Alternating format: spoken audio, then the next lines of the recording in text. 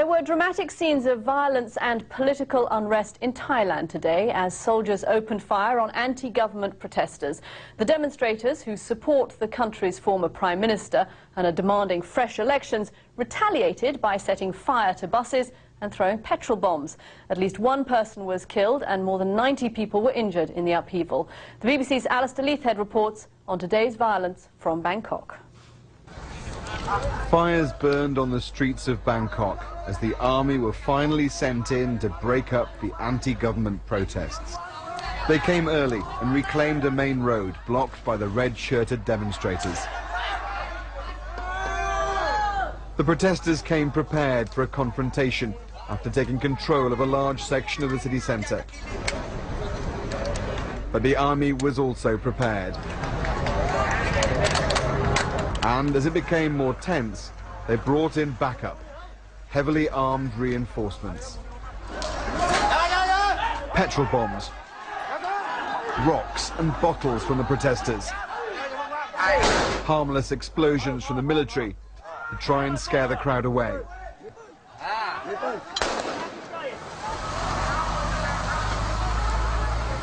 But as a bus was set on fire, the troops moved. This was enough provocation for the rules to suddenly change.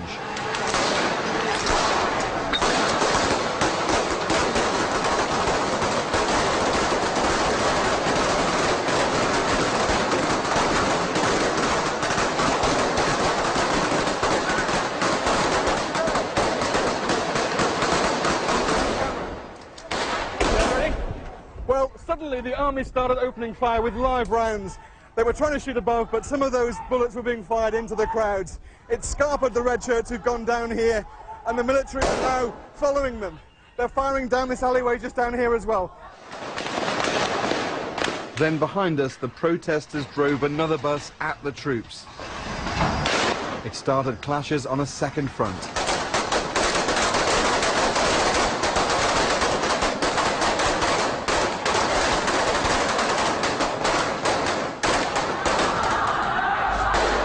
The red shirts were driven away. There were some serious injuries.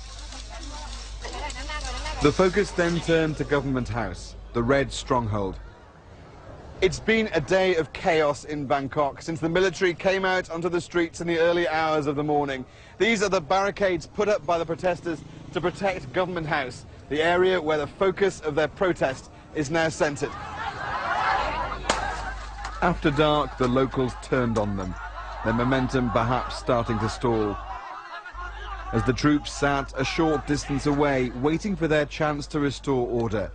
But at what cost will it come? Alistair Leithhead, BBC News, Bangkok. The protesters behind today's demonstrations are supporters of the former Thai Prime Minister Thaksin Shinawatra, who was ousted 3 years ago in a military coup. But despite accusations of corruption and abuse of power, Mr. Thaksin remains a very popular figure in the country, and today he called for a peaceful revolution. The BBC's Jonathan Head has a look at the background to today's protests. In Thailand, you have the Reds and the Yellows. Both groups have brought governments to their knees in recent years. Many of the Reds love this man, Thaksin Shinawatra, a brash, self-made billionaire who won 2 record election victories by promising and delivering well-marketed policies that helped the rural poor. For the first time, farmers and labourers who'd missed out on Thailand's economic boom believed there was a party that represented them. They are the bedrock of the red shirt movement today. I just would like to give them moral support. I never instigate them, but I want them to fight to get the true democracy. We've been fighting for many years. The poor cannot be cannot get help, and then during my administration, the poor feel like, you know, the democracy is really mean to them. But Mr. Thaksin's impassioned followers have now gone too far, says the current Prime Minister.